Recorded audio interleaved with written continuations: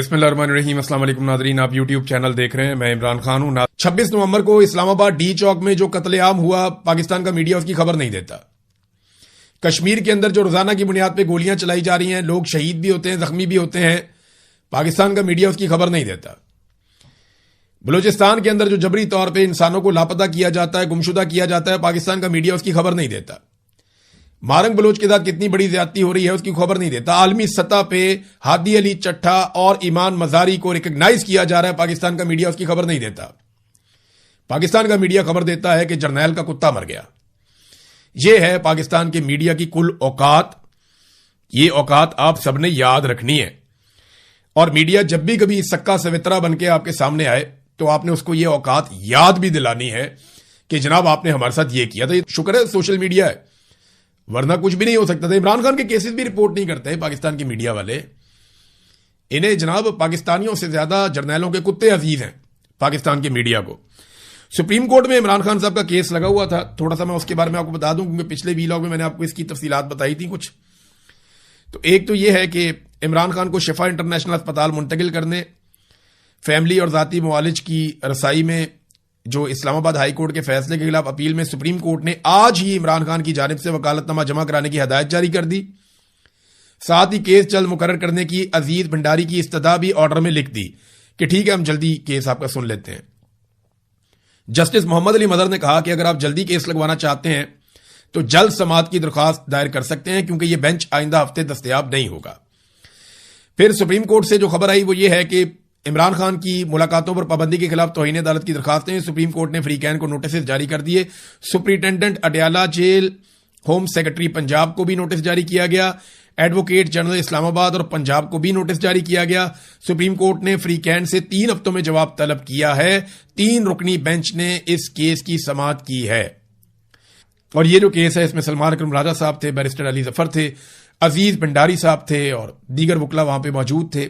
تو انہوں نے سپریم کورٹ آف پاکستان میں اس کیس پر کام کیا۔ اب ناظرین معاملہ آ جاتا ہے اسلام آباد ہائی کورٹ کا۔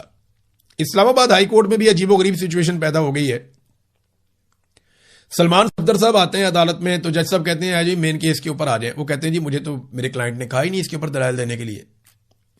کلائنٹ سے ملاقات کروائیں گے، جیل میں آپ بھجوائیں گے، بشرا بی بی سے ملوں گا، عمران خان سے ملوں گا، ان سے بات کروں گا تو آ کے ان کا کیس لڑوں گا نا، میں ایسے کیسے کیس لڑ لوں آ کے؟ بات تو ان کی ٹھیک ہے۔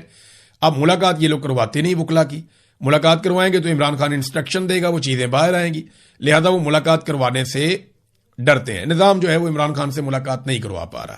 انہیں اس بات کا خوف ہے کہ عمران خان فیلڈ مارشل عاصم منیر کو ایک مرتبہ پھر جیل سے بیٹھ کر تنقید کا نشانہ بنائیں گے اور فیلڈ مارشل ایک مرتبہ پھر تنقید کے ایک گرداب میں پھنس جائیں گے۔ لہذا فیلڈ مارشل کو سیف کرنے کے لیے، انہیں بچانے کے لیے قیدی نمبر 804 کی ملاقاتیں بند کروائی ہوئی ہیں۔ بہرحال ایڈوکیٹ جنرل اسلام آباد کو ہدایت کی گئی کہ 7 روز میں عدالتی حکم پر عمل درآمد کرائیں۔ عمران خان ملاقات کا آرڈر کرنے کی بیرسٹر سلمان صفدر کی استدعا پر کوئی آرڈر جاری نہیں کیا گیا۔ دوسری ایک اور چیز ہے کہ وہ سہیل افریدی کا بھی کیس چل رہا تھا نا اسلام آباد ہائی کورٹ میں، وہ بینچ ہی ٹوٹ گیا۔ انہوں نے کہا جا کے اس بینچ میں لگاؤ جہاں پہ پہلے لگا ہوا ہے۔ یعنی وہ جو ایک دباؤ ڈالا ہوا تھا خیبر پختونخوا کی حکومت نے کہ جناب ہم نے بجٹ پاس نہیں کرنا اگر آپ نے عمران خان سے ہماری ملاقات نہ کروائی تو، یا ہم تھوڑے عرصے کے لیے بجٹ پاس کریں گے۔ تو اس پہ جناب اب خیبر پختونخوا کا یہ والا زور بھی کام نہ کیا۔ دیکھیں زور ایک ہی ہوتا ہے، وہ عوام کا ہوتا ہے۔ اللہ رب العزت کی قدرت ہے، وہ کچھ بھی کر سکتا ہے، لیکن جو طاقت ہے وہ عوام کے پاس ہے۔ آپ اگر عوام کو اکٹھا نہیں کر سکتے تو آپ جو مرضی پینترا چلا لیں، آپ اسٹیبلشمنٹ کو روک نہیں پائیں گے، آپ نہیں کر پائیں گے۔ پاکستان تحریک انصاف کے پاس یہ موقع تھا، خاص طور پہ جو خیبر پختونخوا کے اندر پاکستان تحریک انصاف کی قیادت ہے، ان کے پاس موقع تھا کہ وہ نوجوانوں کو اکٹھا کرتے، موبلائز کرتے، چینلائز کرتے اور اسٹیبلشمنٹ کو گھٹنوں پہ لے کر آتے، لیکن انہوں نے ایسا نہیں کیا۔ اب وہ بجٹ کے معاملات کے اوپر کوشش کرتے رہتے ہیں بیچارے، لیکن ان کی بات بنتی نہیں ہے۔ تو عدالت میں بھی یہ پریشر کام نہیں آیا، عدالت کا بینچ ٹوٹ گیا۔ انہوں نے کہا جائیں دوسرے بینچ میں جا کے وہاں پہ کریں، وہ معاملہ بھی اب لمبا لٹک گیا۔ تو سہیل افریدی کی ملاقات عمران خان صاحب سے کیسے ہوگی؟ ایسے تو نہیں ہوگی۔ سہیل افریدی نے اپنے منہ سے کہا تھا کہ یہ گھی سیدھی انگلی سے نہیں نکلے گا، اور انگلی ٹیڑھی سہیل افریدی صاحب سے ہوتی نہیں ہے۔ ناظرین بلاول نے ایک بہت اچھی بات کی ہے، دیکھیں 10 دن ہو گئے ہیں آزاد کشمیر میں لاک ڈاؤن چل رہا ہے، آزاد کشمیر میں شٹر ڈاؤن ہڑتال چل رہی ہے، پورا آزاد کشمیر بند ہے، حالات حکومت کے کنٹرول میں وہاں پہ نہیں ہے۔ جگہ جگہ پہ لوگ دھرنے دے کر بیٹھے ہوئے ہیں، مختلف جگہوں میں ریلیاں نکلتی رہتی ہیں، اور کشمیری جو ہیں وہ اپنے حق کے لیے کھڑے ہیں۔ بلاول نے ایک بڑی اچھی بات کی، میں چاہوں گا جہاں پہ اچھی بات ہو اس کو اپریشیٹ کرنا چاہیے۔ بلاول نے کہا جی کہ مہاجر نشستیں جو ہیں ان کو مخصوص نشستوں میں بدل دیا جائے۔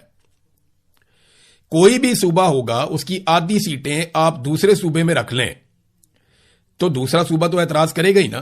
مثال کے طور پہ پنجاب کی آدھی سیٹیں اگر آپ سندھ میں رکھ دیں تو پنجاب والے میرے اتحادی خوش تو نہیں ہوں گے، یہ بلاول نے کہا۔ تو یہ ایک اچھی تجویز ہے کہ ان کو مخصوص نشستیں بنا دیا جائے۔ مثال کے طور پہ آزاد کشمیر میں فرض کریں آپ 30 سیٹوں کے اوپر الیکشن ہوتا ہے، 30-32 سیٹوں پہ الیکشن ہوتا ہے، تو جو یہ 30-32 سیٹیں جیتے ان کو متناسب نمائندگی دے دی جائے اور ان کو ملا جلا کر جو ہے وہ مخصوص نشستوں کی صورت میں جو یہ مہاجرین والی سیٹیں وہ دے دی جائیں، بانٹ دی جائیں، 12 کر لیں، 10 کر لیں، جیسے بھی کر لیں، تو ان کی نمائندگی بھی ہو جائے گی اور آزاد کشمیر کا مینڈیٹ بھی متاثر نہیں ہوگا۔ یہ میں آپ سے کہہ رہا ہوں، یعنی فیصلہ آزاد کشمیر کے لوگ کریں گے اپنے مستقبل کا، اور مہاجرین کی مخصوص نشستیں دے دی جائیں گی ان لوگوں کو جو وہاں سے الیکشن جیت کر آئیں گے۔ یہ ایک اچھی آپشن ہے جو بلاول نے دی ہے، ایک بیچ کا رستہ بھی ہو سکتا ہے۔ بہرحال دیکھتے ہیں کہ جوائنٹ عوامی ایکشن کمیٹی اس کے اوپر کیا کہتی ہے، کیونکہ وہ زیادہ اس مسئلے کو جانتے ہیں۔ جب وہ اس پہ موقف دیں گے تو وہ آپ کے سامنے میں رکھوں گا۔ ایک اور چیز ہے، لیوی پہ بلاول نے آواز اٹھائی کہ جب سیلاب آیا تھا ہمارے دور حکومت میں، 2010 میں سیلاب آیا تھا، جب پیپلز پارٹی کی حکومت تھی، تو 2010 میں واقعی ایک بڑا خوفناک سیلاب آیا تھا پاکستان میں، تو اس وقت انہوں نے پیٹرول پہ لیوی لگائی تھی تاکہ صوبوں کو فائدہ ہو، لیکن بلاول کہتا ہے صوبوں کو کچھ بھی نہیں ملا لیوی سے، اور اب لیوی کہاں سے کہاں پہنچ گئی ہے اور یہ لیوی ختم بھی نہیں ہوئی۔ تو بلاول صاحب ابھی کچھ عرصہ پہلے آپ ہی کی جماعت نے سپورٹ کیا اس حکومت کو، اس حوالے سے ان کو قانونی رستہ بنا کر دیا کہ وہ جتنی چاہیں لیوی لگائیں، آپ اس کے لیے برابر کے ذمہ دار ہیں۔ آج حکومت اگر من مانی لیوی لگا رہی ہے، آج حکومت اگر جیسا دل کرتا ہے ویسی لیوی لگا دیتی ہے پاکستانی قوم کے اوپر، تو اس میں پیپلز پارٹی کا برابر کا کردار ہے، کیونکہ پیپلز پارٹی نے وہ قانونی رستہ فراہم کیا، مدد کی اسمبلی کے اندر پی ایم ایل این کی، تاکہ وہ عوام کے اوپر ظالمانہ لیوی لگائیں۔ تو یہ نا ایک بڑا زبردست انہوں نے ایک پینترا بنا لیا۔ بلاول آہستہ آہستہ یہ شو کرتے ہیں کہ جیسے وہ اپوزیشن ہے، لیکن ایکچولی بلاول حکومت ہے۔ بلاول حکومت میں بیٹھا ہوا ہے، حکومتی بینچوں سے اس کا تعلق ہے، صرف اس نے وزارت نہیں لی ہے۔ باقی بلاول زرداری یا آصف زرداری یہ حکومت کا حصہ ہے۔ اگر پی ایم ایل این کی حکومت نقلی ہے تو اسی نقلی حکومت کے ووٹوں سے آصف زرداری پاکستان کا صدر بنا ہے، تو وہ بھی نقلی ہے۔ اسی حکومت کے ووٹوں سے یوسف رضا گیلانی کو بنایا گیا ہے اور باقی لوگ بھی بنائے گئے ہیں، وہ سارے بھی پھر نقلی ہیں۔ تو پیپلز پارٹی اس سے بچ نہیں سکتی، وہ فارم 47 کی پیداوار ہے پیپلز پارٹی بھی، اور پیپلز پارٹی ان تمام جرائم کے اندر برابر کی حصے دار ہے۔ ابھی آپ دیکھیں گے پیپلز پارٹی یہ بجٹ بھی پاس کروائے گی، کیونکہ جیسا انہیں اسٹیبلشمنٹ کہتی ہے یا جرنیل انہیں پیغام دیتے ہیں، وہ ایگزیکٹلی وہی کام کرتے ہیں۔ حاضرین، دستخط تو ہو گئے ایم او یو کے اوپر، ڈونلڈ ٹرمپ کے بھی ہو گئے اور ایرانی صدر کے بھی ہو گئے، اور دستخط جیسے ڈونلڈ ٹرمپ نے کیے وہ تصویر بھی آ گئی ہے۔ اتنا کوئی ڈونلڈ ٹرمپ کے لیے خوشی کی بات نہیں ہے، کیونکہ ایران نے اس لڑائی کو نہ صرف میدان میں جیتا بلکہ ٹیبل کے اوپر بھی ایران نے اس لڑائی کو جیتا ہے۔ امریکہ کو 2 چیزیں حاصل ہوئیں۔ نمبر 1 کہ ایران ایٹمی دھماکہ نہیں کر پائے گا، تو وہ تو ایران کے پاس پہلے ہی فتویٰ تھا کہ وہ ایٹمی دھماکہ نہیں کریں گے آیت اللہ علی خامنائی کی صورت میں۔ نمبر 2 جو چیز امریکہ نے حاصل کی وہ یہ کہ آبنۂ ہرمز سے آئل ٹینکرز گزر سکیں گے۔ ڈونلڈ ٹرمپ نے اپنے منہ سے کہا کہ دنیا میں تیل کی قلت ہو رہی تھی اور 4 ہفتوں کے بعد کسی کے پاس تیل نہ ہوتا اگر یہ معاہدہ ہم نہ کرتے تو۔ کچھ عرصہ پہلے ڈونلڈ ٹرمپ کہہ رہا تھا فرق ہی کوئی نہیں پڑتا، ہمارے پاس بہت بڑے بڑے ذخائر ہیں، ہم تو جناب پوری دنیا کو تیل کی سپلائی کر سکتے ہیں، ہمارے پاس لے آؤ اپنے ٹینکرز اور لے جاؤ تیل بھر کے۔ لیکن پھر ڈونلڈ ٹرمپ نے حقیقت بتائی کہ ایران نے اس حد تک مجبور کر دیا تھا آبنۂ ہرمز کو بند کرنے کے بعد کہ دنیا میں تیل کی قلت پیدا ہو رہی تھی، تو آبنۂ ہرمز کھل گئی۔ وہ تو جنگ سے پہلے بھی کھلی ہوئی تھی، لیکن جو آبنۂ ہرمز کھلی ہے یہ والی جو ایک شک ہے، آپ نے شک نمبر 5 سے لے کر شک نمبر 8 تک اگر آپ پڑھیں، جو میں نے آپ کو پچھلے ویلاگ میں پڑھ کے بھی سنائی ہے، تو وہ یہ واضح کرتی ہیں کہ ایران نے کافی حد تک امریکہ کو مجبور کر دیا تھا اس معاہدے پر آنے کے لیے، اور یہاں ایران کو زیادہ چیزیں مل رہی ہیں، امریکہ کو بہت کم کچھ مل رہا ہے۔ یعنی وہ ایٹمی دھماکہ جو ایران نے کرنا ہی نہیں تھا، اسی کی گارنٹی دے کے ایران نے امریکہ پہ احسان چڑھا دیا. جبکہ آبنہ ہرمز جو پہلے سے کھلی ہوئی تھی اس کو اب کنڈیشنل کھولا جا رہا ہے, یعنی اس میں ایران اور عمان کا ایک کردار رہے گا اور وہ یہاں سے پیسہ بھی بنائیں گے. تو کتنی بڑی تبدیلی آ گئی. اور امریکنز کو ملا کیا؟ کچھ بھی نہیں. الٹا ایرانیوں کو $300 ارب کا امدادی پیکج اناؤنس کیا گیا. اس معاہدے میں فنڈ قائم کیا جائے گا, $300 ارب کا ہوگا, امداد ہوگی, قرضہ بردہ نہیں کہہ رہے اس کو. اس کے علاوہ 100 سے 120 ارب ڈالرز ایرانیوں کے اپنے پچھلی کئی دہائیوں سے فریز کر کے رکھے ہوئے ہیں دنیا بھر کے الگ الگ ملکوں میں. اب دیکھیں نا, پہلے ڈالر کی اتنی قیمت نہیں تھی, آج ڈالر کی قیمت دیکھیں کہاں سے کہاں پہنچ گئی ہے. تو جب یہ فریز ہوئے تھے تب شاید اتنا بڑا ایسٹ نہیں تھا, لیکن آج یہ بہت بڑا ایسٹ ہے. 100 سے 120 ارب ڈالر ایرانیوں کے اپنے بھی نکل آئے. تو نواز شریف کے منہ سے آپ اکثر یہ بات سنتے رہے ہیں, بار بار میاں صاحب ساری زندگی اس بات کا واویلا کرتے رہے کہ مجھے کلنٹن نے فون کیا اور مجھے کہا کہ تم ایٹمی دھماکے نہ کرو تو میں تمہیں $5 ارب دیتا ہوں. $5 ارب.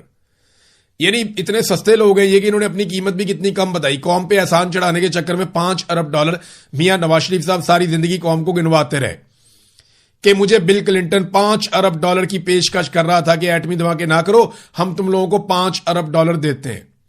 ادھر ایران نے ایٹمی دھماکے کرنے بھی نہیں تھے بقول ان کے, اور وہ نہ کرنے کے انہوں نے جو پیسے لے لیے $120 ارب اپنا چھڑوا لیا اور $300 ارب کا امدادی پیکج بھی انہوں نے اپنا منظور کروا لیا. پھر پابندیاں بھی انہوں نے اپنے اوپر ختم کروا لی اور خطے میں اپنی بالادستی بھی انہوں نے ثابت کر دی کہ اس ریجن میں کوئی ملک کم سے کم ایران کے ساتھ جنگ نہیں کر سکتا, اس کے میزائلوں کے آگے ٹھہر نہیں سکتا. بے شک ان کے پاس ایئر فورس نہیں ہے لیکن وہ الگ طرح کی لڑائی لڑتے ہیں. انہوں نے دنیا کو لڑائی کا ایک نیا طریقہ سکھایا کہ آپ ڈرونز کو اور میزائلوں کو ایک ساتھ فائر کریں, پہلے ڈرونز بھیجیں پھر میزائل بھیجیں اور فضا کے اندر اپنی بالادستی قائم کریں اور پھر جہاں چاہیں آپ اٹیک کریں. انہوں نے ایک نئی طرح کا انہوں نے اس کے اوپر ہم ایک الگ وی لاگ کریں گے کہ ایران نے نئی طرح کی لڑائی یا جنگی حکمت عملی کیسے متعارف کروائی اور کس طریقے سے اس نے امریکہ کو اور اسرائیل کو پریشان کیا اس لڑائی میں, اور پوری دنیا اس لڑائی سے باہر اپنے آپ کو رکھنے پر مجبور کیوں ہوئی, انہیں کس بات کا ڈر تھا. ان چیزوں پہ ہم بات کریں گے. عرب ممالک کے ساتھ کیا ہوا, ان کی خواہش کیا تھی, ایک پورا وی لاگ اس کے اوپر ہمیں کرنا چاہیے. ہم اس کے اوپر کریں گے کیونکہ بڑی انٹرسٹنگ چیزیں ہیں اس میں. تو نواز شریف صاحب $5 ارب کو روتے رہے, ادھر ایران نے لگ بھگ $450 ارب کا جو ہے وہ معاملہ کر دیا اور انہوں نے ایٹمی دھماکہ کرنا بھی نہیں تھا بقول ان کے. فیلڈ مارشل کے بارے میں یہ کہا تھا فیصل واوڈا نے کہ جناب جو ہمارے فیلڈ مارشل ہیں انہوں نے اس کو خود ٹائپ کیا ہے, یہ جو معاہدہ ہے یا MOU ہے فیلڈ مارشل نے خود اس کو لکھا ہے. ڈونلڈ ٹرمپ جو سائن کر رہے تھے وہ فارسی میں تھا. تو میرے دماغ میں یہ سوال ہے کہ فیلڈ مارشل کو فارسی آتی ہے یا انہوں نے فارسی میں اس کا ترجمہ کروایا ہوگا. سوال ہے, دماغ میں آ سکتا ہے. لیکن معاملہ یہ ہے کہ پاکستان میں اس چیز کو ایسے اٹھایا جا رہا ہے کہ جیسے بس 1 گھنٹے کے بعد ایران نے تباہ و برباد ہو جانا تھا, ہر چیز ختم ہو جانی تھی, کوئی ایٹمی حملہ ہونے والا تھا, کوئی بہت بڑی 3rd ورلڈ وار شروع ہونے والی تھی, ساری دنیا کے ممالک اپنے بم اور جنگی جہاز لے کر تیار بیٹھے ہوئے تھے اور ہر طرف سے اٹیک ہو جانا تھا. تو اب اس کو اس طرح کا رنگ دیا جا رہا ہے پاکستان میں ٹاؤٹوں کی جانب سے کہ جناب فیلڈ مارشل نے پوری دنیا کو بچا لیا, پہلے پاکستان کو تو بچا لیں. پاکستان کے اندر دہشت گردی بڑھتی چلی جا رہی ہے, بڑھتی چلی جا رہی ہے, بڑھتی چلی جا رہی ہے. پچھلے سارے ریکارڈ دہشت گردی کے پاکستان میں ٹوٹ رہے ہیں اور دنیا کو بچانے چلے ہیں. دنیا کے اندر ثالثی کرنی ہے, کشمیریوں سے بات چیت ہو نہیں پا رہی. دنیا کے اندر ثالثی کرنی ہے, 3 سال سے قوم کا سب سے مقبول لیڈر جیل میں بیٹھا ہوا ہے, اس کے ساتھ بات چیت کرنے کی کیپیسٹی ہے نہیں, اس کا سامنا کر نہیں پا رہے. دنیا کے جناب ہم نے مذاکرات کروانے. اچھا اب تقریب کے بارے میں کہتے ہیں جی ابھی بھی تقریب ہوگی, کچھ لوگ کہتے ہیں ہوگی, کچھ کہتے ہیں نہیں ہوگی. ویسے جو سمجھدار لوگ ہیں انہوں نے وزیر اعظم کو مشورہ دیا کہ جناب آپ یہ پروگرام اب کینسل کر دیں, فائدہ کوئی نہیں ہے. اور ایرانیوں سے بہت ناراض بھی ہوئے پاکستانی حکمران کے جناب دیکھیں یہ تو دستخط ہو گئے, ایران نے بھی کر دیے, یہ دستخط ڈونلڈ ٹرمپ نے بھی کر دیے, بیچ میں رہ گیا شہباز شریف, تو شہباز شریف نے دستخط کر کے اپنا فوٹو جاری کر دیا. اب ذرا یہ 2 تصویریں آپ دیکھیں, ایک میں یہ ایرانی صدر آپ کو نظر آ رہے ہیں اور ایک تصویر میں آپ کو شہباز شریف نظر آ رہے ہیں. ذرا پہلے آپ ایرانی صدر کی تصویر دیکھیں, یہ ان کے ہاتھ میں ڈاکومنٹ ہے جس کے اوپر انہوں نے دستخط کیے ایرانی قوم کو دکھانے کے لیے. ان کے چہرے پہ بالکل کسی قسم کی مسکراہٹ نہیں ہے, یہ انتہائی سنجیدہ اور ایسا لگتا ہے کہ جیسے ایک جنگ لڑا ہوا آدمی ہے. ان کے بہت سارے لوگ شہید ہوئے ہیں, انہوں نے بڑی قربانی دی ہے اور بڑی شاندار جنگ لڑی ہے. یہ لوگ جنگ جیتنے کے دعوے دار ہیں. اس کے باوجود ان کے چہرے پہ آپ سنجیدگی دیکھیں. اس فتح کو وہ اس طرح سیلیبریٹ نہیں کر رہے. وہ یاد کر رہے ہیں ان کا ایک سپریم لیڈر جو ہے وہ قتل کر دیا گیا. اس ساری لڑائی میں انہیں شہید کیا گیا. بہت ساری بچیاں شہید کی گئیں. بہت سارا انفراسٹرکچر کا نقصان ہوا. لیکن جنگ جیتنے کے باوجود ان کے چہرے کے اوپر آپ سنجیدگی کا عالم دیکھیں. ایک طرف پاکستان ہے جس نے کچھ بھی نہیں جیتا, اور پاکستان کے وزیر اعظم کو دیکھیں کہ پرائی شادی میں عبداللہ دیوانہ, یہ بیگانی شادی میں عبداللہ دیوانہ ایسا ہوتا ہے. یعنی یہ بہت خوش ہے کہ انہوں نے بہت بڑا کارنامہ کر دیا. ڈونلڈ ٹرمپ نے شاید ایسی کوئی فوٹو جاری بھی نہیں کی. اب تقریب کے حوالے سے پہلے شہباز شریف صاحب نے ایک ٹویٹ کیا. جیسے ہی انہوں نے ٹویٹ کیا تو گھنگرو باندھ لیے بہت سارے پاکستان کے اندر جو درباری ہیں انہوں نے, اور انہوں نے گھنگرو باندھ کے ابھی رقص شروع ہی کیا تھا کہ پتہ چلا کہ ٹویٹ ایڈٹ ہو گیا. اب وہ بیچارے پریشان ہو گئے کہ جناب ٹویٹ تو ایڈٹ ہو گیا, اب کیا کریں. تو پھر انہوں نے ایڈٹ شدہ ٹویٹ کے اوپر ہلکی ہلکی آنچ پہ بنگڑا ڈالنا دوبارہ شروع کیا, تو پتہ چلا ٹویٹ ڈیلیٹ ہو گئی. پھر ٹویٹ دوبارہ ہو گئی. تو اب بیچارے آہستہ آہستہ ناچتے بھی ہیں, تبلا بھی بجاتے ہیں, لیکن ساتھ ساتھ مڑ مڑ کے ٹویٹ کو بھی دیکھتے ہیں کہ پتہ نہیں ٹویٹ ہے یا ڈیلیٹ ہو گئی. دیکھیں معاملہ یہ ہے کہ جب آپ کمانڈنگ پوزیشن میں ہوتے ہیں تو اس کے لیے ضروری ہے کہ آپ کی معیشت مضبوط ہو, آپ بہت طاقتور ملک ہوں, آپ کی بات دنیا میں سنی جائے, وہ بہت ضروری ہوتا ہے. پاکستان نے اس میں کردار ضرور ادا کیا, لیکن یہ کردار پاکستان کو ڈونلڈ ٹرمپ نے دیا, کیونکہ ڈونلڈ ٹرمپ کسی اور پہ بھروسہ نہیں کر رہا تھا. ڈونلڈ ٹرمپ کے لیے انتہائی وفادار ثابت ہوئے فیلڈ مارشل عاصم منیر اور شہباز شریف. ٹرمپ کو لگتا تھا کہ یہ لوگ میرے ساتھ مکمل وفاداری کریں گے کیونکہ یہ لوگ پاکستان میں پھنسے ہوئے ہیں اور جعلی حکومت بنا کر بیٹھے ہوئے ہیں. لہذا ٹرمپ نے ان کی ڈیوٹی لگائی اور انہوں نے صرف اپنی ڈیوٹی کی ہے. اب اس ڈیوٹی کے بدلے میں یہ چاہتے ہیں کہ انہیں بہت ساری پذیرائی مل جائے, تو ٹھیک ہے, بڑی اچھی بات ہے. جو اچھا کام انہوں نے کیا ہے تو نیتوں کے تو اللہ تعالیٰ جانتا ہے کہ کس کی کیا نیت ہے. لیکن میں یہ جانتا ہوں اور یہ ساری دنیا جانتی ہے کہ ڈونلڈ ٹرمپ کو فیس سیونگ دلانے کے لیے ہی یہ لوگ میدان میں اترے تھے, اور اصل میں جنہوں نے کارنامہ دکھایا وہ قطری ہیں جن کا بہت تجربہ ہے. پاکستان نے اس کام کو شروع ضرور کیا تھا لیکن پاکستان اسے سمیٹ نہیں پایا کیونکہ پاکستان کی ملٹری اسٹیبلشمنٹ کا ٹکے کا تجربہ نہیں ہے مذاکرات کا. اگر ان کو مذاکرات کرنے آتے ہوتے, بات چیت کرنی آتی ہوتی تو انڈیا کے ساتھ, افغانستان کے ساتھ اپنے معاملات حل کر لیتے. بات چیت اور مذاکرات کرنے آتے ہوتے تو بنگلہ دیش ضرور ٹوٹ جاتا. بات چیت اور مذاکرات کرنے آتے تو بلوچ پہاڑوں پہ بیٹھے ہوئے ہوتے. بات چیت اور مذاکرات کرنے آتے ہوتے تو آج دنیا بھر کے اندر ایسے لوگ ضرور بیٹھے ہوتے جو پاکستان کی ملٹری اسٹیبلشمنٹ سے ناراض ہیں. یہ ان کا بات چیت کرنے کا کوئی تجربہ ہی نہیں, ان کو سمجھ ہی نہیں ہے, تو یہ نہیں کر سکتے. پاکستان کے اندر سب سے مقبول آدمی کو انہوں نے جیل میں ڈالا ہوا ہے اور بات چیت کرنے میں یہ اس کے ساتھ بھی مکمل طور پہ ناکام ہے, یہ نہیں کر سکتے. بہرحال اب کہانیاں سنائی جا رہی ہیں کہ جناب آدھے گھنٹے میں یہ ہونے والا تھا, 1 گھنٹے میں وہ ہونے والا تھا, تو جناب اس طرح کر کے بچا دیا اور ایسے کر کے کر دیا. لیکن ٹرمپ بہت سمجھدار آدمی ہے, وہ جس کو بھی ملے گا تعریف ہی کرے گا. ابھی فیلڈ مارشل سے یا شہباز شریف سے اس کی جب بھی ملاقات ہوگی وہ کہے گا جی بہت کمال لوگ ہیں, ان جیسا بندہ ہی کوئی نہیں ہے, میرا فیورٹ ہے یہ فیلڈ مارشل, میرا پسندیدہ ہے یہ وزیر اعظم. وہ بہت تعریفیں کرے گا. اس نے بھی مودی کی بھی کی ہے, پھر اس نے میکرون کی بھی کی ہے, میکرون کی وائف کی بھی کی ہے. وہ دنیا بھر میں جہاں بھی جاتا ہے, عرب حکمران ہوں یا کوئی بھی ہوں, افریقی ہوں, ایون وہ تو پیوٹن کی بہت تعریف کرتا ہے. حالانکہ امریکن پیوٹن سے نفرت کرتے ہیں.